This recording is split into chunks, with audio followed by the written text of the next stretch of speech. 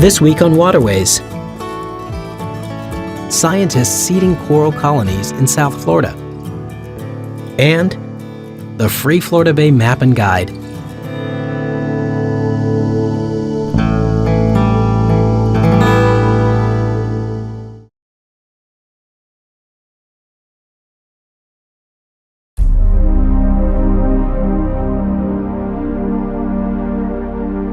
Corals serve as the infrastructure for a magical underwater world, teeming with life and color. Coral reefs create shelter and feeding grounds for almost every link in the food chain.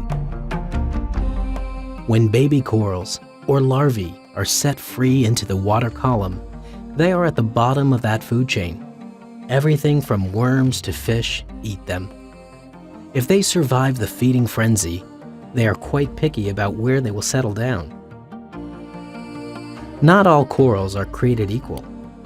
Different species have evolved different ways to cope with reproductive challenges.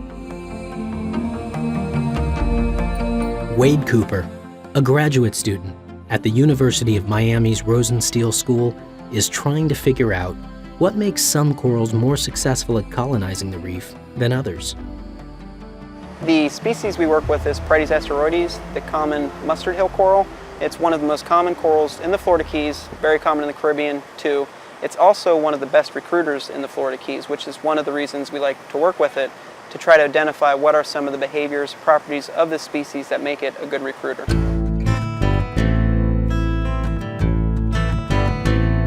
One of the main things we're trying to accomplish with this work is to increase the amount of recruitment on the bottom using these seeders as a small-scale restoration technique. We started approximately 2 months ago with 1,000 larvae, and we currently have up to 100 of them surviving. We're hoping to increase this amount and within the next year get many hundreds of larvae surviving on the bottom, even after a year's period of being out there. Studying coral reproduction can be quite frustrating. There are logistical challenges like renting a boat at night or facing bad weather, and there are biological issues. The window for coral spawning is very small. Most corals only spawn during a couple months of the year, and only during a few nights of those months. Corals have several ways that they propagate themselves. There are corals that are broadcast spawners. That means that they release their spawn to the water column. It gets fertilized and that spat then drift away, or they're brooding corals, where the coral larvae are actually brooded in the tissue of the coral, and once they're viable to live in the water column, then they get spit out and generally settle very close to the original colony. We're really in the beginning stages of starting to understand that. There are a few researchers like Wade Cooper that are looking at how does coral settle, what are the cues that corals need to settle, and how do they manage to keep themselves alive through that first couple of years when they're basically the most yummy thing on the reef. To answer these kinds of questions, researchers collect coral larvae and study them in the laboratory. Capturing coral spawn in the field is difficult. Some researchers set up tent-like nets over corals that must be checked every day. If left out too long, predators can eat the larvae. Pounding waves can shred the nets, or the water in the traps can become stagnant, killing the larvae. The trick is to catch enough larvae and get them back to the lab alive to perform settlement experiments, a feat that is not always successful. To get around this, Wade has taken a different approach.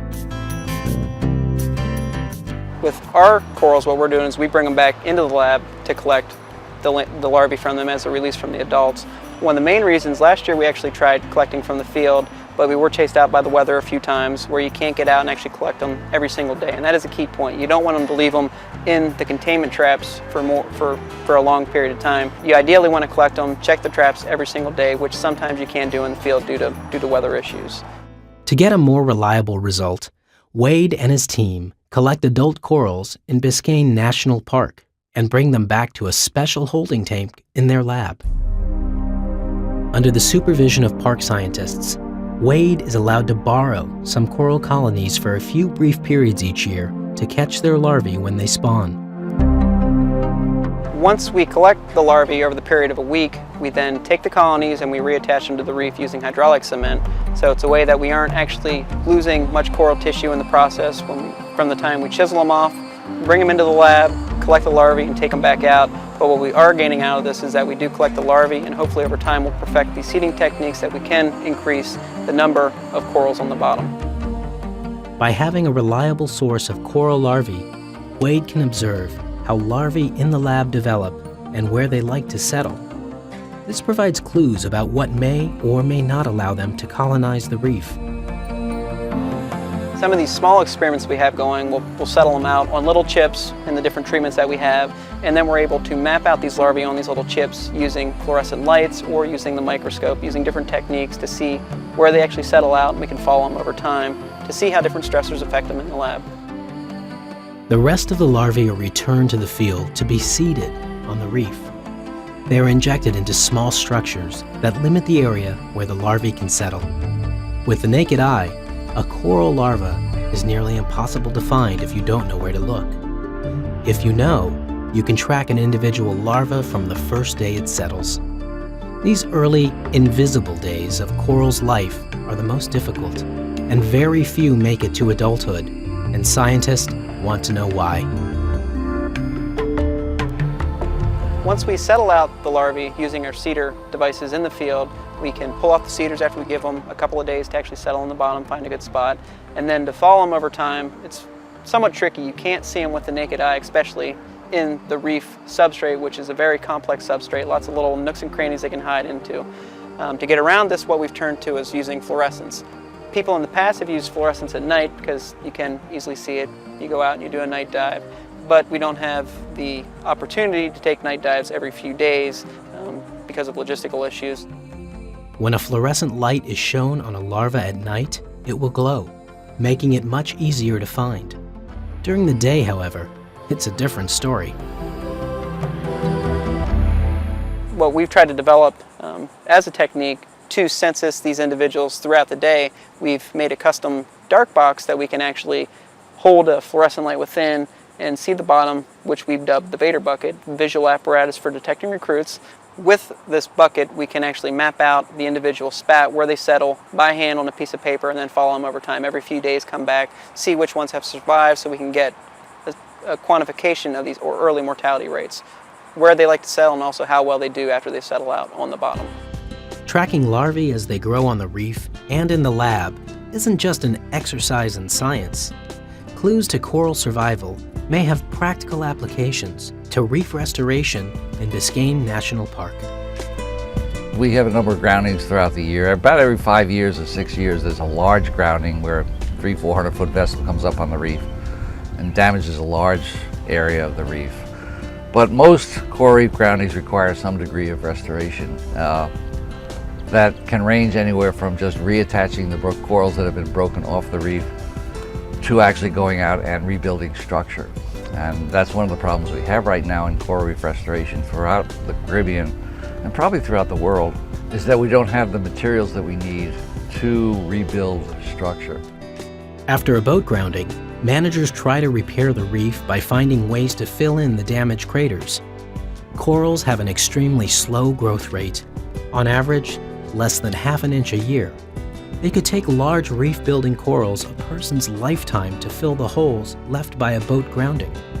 Because of this, scientists are looking for shortcuts to help the reef recover more quickly. Researchers or managers throughout the Atlantic coral reef ecosystem are literally going to the reefs nearby and collecting corals from those reefs and moving them onto the structure that they've built after there's been a grounding. Which is okay in the fact that you're not killing coral, but what you're doing is causing damage to repair damage. The challenges, in addition to coral's slow growth rate, are the myriad of environmental stressors in the surrounding waters. Poor water quality, disease, and increasing sea surface temperatures impair a coral's ability to reproduce. Very few new juvenile corals means that frequently, the reef is being damaged faster than it can regenerate. By determining the habitat characteristics that will give larvae the greatest chance for survival, managers will have the kind of information they need to give reef restoration programs a head start. Instead of removing corals from one reef to fix another, new baby corals could be seeded onto the broken reef after a boat grounding and nurtured along to replace the damaged areas. For coral reefs struggling to survive, every little bit helps.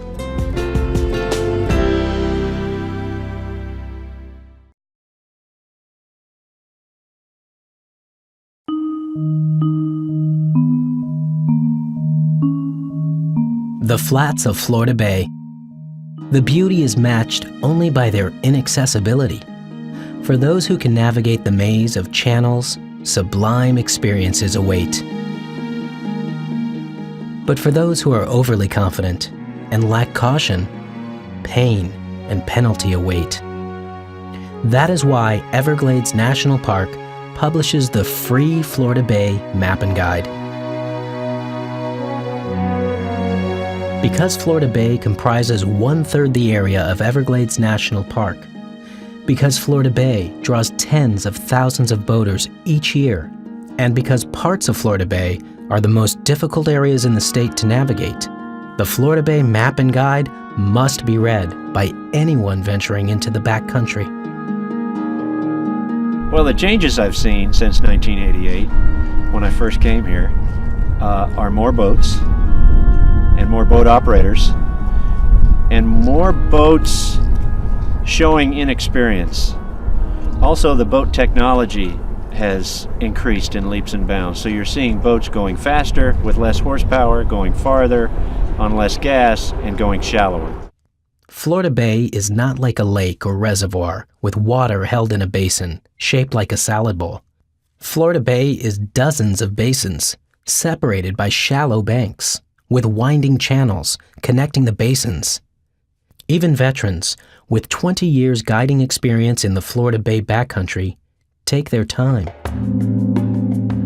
If you're from Michigan, you're used to fishing deep lakes or maybe even out in the ocean, whole different scenario back here in Florida Bay. You can't just drop the boat in and take off and go from point A to point B. You might be able to see point B from point A, but more than likely there's a shallow water area between those 2 points. When boats run aground in the backcountry, they do great damage to the seagrass and hard bottom habitat in Florida Bay. Seagrass is a perfect habitat for marine creatures seeking shelter from predators and provides an almost endless food source. In fact, more than 70% of Florida's recreational and commercial fish, crustaceans, and shellfish spend part of their lives in shallow water estuaries among seagrass. Over 30,000 acres of seagrass in South Florida have been scarred by propellers. The Florida Keys have the greatest amount of damage to seagrass from boat propellers of any area in Florida. But as Captain Gary Ellis remembers, this wasn't such a problem years ago. I've been fishing back there for 30 years, and I've watched the growth of more and more population in South Florida, more and more people owning boats. The boats are bigger. We have the introduction of the large center console boats, anywhere from 20 to 35 feet. Captain Gary Ellis recommends a maximum boat size of 20 to 23 feet to venture into the backcountry, but 17 to 19 feet is preferred.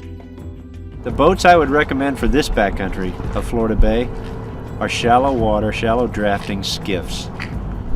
And there's a reason for that, because those boats are designed to run in shallow water and to do it with a minimum impact to the resource.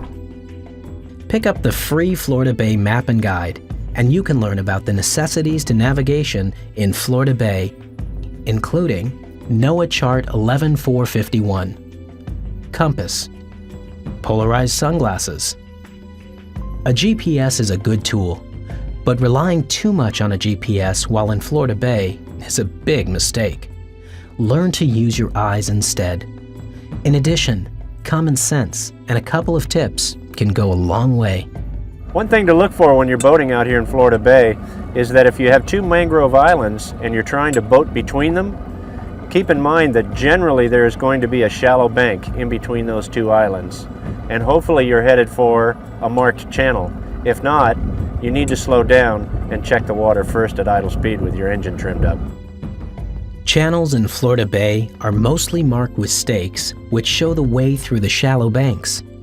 But these markers can disappear after storms and are only one tool for safe navigation. Now, as I approach this channel, I'm wanting to line myself up so that I'm looking right down the throat of the channel, right between the markers to center myself. And now I'm trimming up because the entrances and exits to these channels are always shallower. And until you get into the channel itself, which I am now I'm trimming down where I can increase my steerage, and I'm going to run through the channel. And as I exit the channel, I'm going to trim up again. The Florida Bay Map and Guide illustrates several natural signs to look for when approaching a channel to make sure that you are not in shallow water. 1. If you see wading birds. 2. If you can see mangrove seedlings. 3. If the water looks brown. These are all signs that you should steer clear. And always look to your wake. Turn around and look at your wake, because that is an indicator of your impact to the sea bottom and whether or not you're operating your vessel properly through shallow water. If you look in your wake and you see brown, that's bad. You need to trim up or you need to slow down. If you look in your wake and the water's clear and the foam is white, then you're okay. One of the main things you can do is read the water. You know, the old rules, brown, brown, run aground, green, green, the water is clean. And what that does is shows you, when you see brown, it means the water's super shallow. When it's green, it's a little bit deeper, normally deep enough to navigate. Even though today's flats boats are built for very shallow water, they can still damage seagrass. Despite advances in technology, human error takes its toll. This sediment out here in Florida Bay is very corrosive. So if you suck that sediment into your intakes of your lower unit, that sediment runs up through your water cooling system and into the power head of your motor. That sediment can also break down the metals of your motor. Running aground and pulling debris into the lower unit of the engine can cause thousands of dollars in damage and personal financial loss. But the greater loss is the long-term damage to the bay bottom. Even if the boat propeller is not directly impacting the sea bottom, the wash from the propeller is very powerful and will dig holes in the soft sea bottom and cause lots of damage. Learning Florida Bay takes a long time. Even when boat captains have memorized every island and every channel, a storm or hurricane can change the bay. To make things even harder, powerful natural forces can change water levels in Florida Bay. In addition to tides, wind can move water around the bay. Water level can also be affected by rainfall. It's higher in the wet season and lower in the dry season. If you go back in February, where you were in June, there won't be any water. The north winds have a tendency to blow the water out of the Florida Bay and resist the tide from pushing it back in. So where you were one day, a week later, you would not be able to get there. Nothing can replace experience when learning the backcountry. The Florida Bay Map and Guide will help, but the Florida Bay boater must be eager to learn and assimilate new information. Talk with local guides and tackle shops, and be willing to learn from those who are more experienced.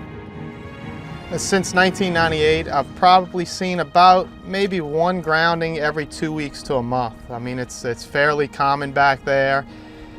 Not only do people get grounded, but then they make bigger mistakes of trying to power off the flat or the shallow bank that they're stuck on, and that creates even more devastation to the bottom.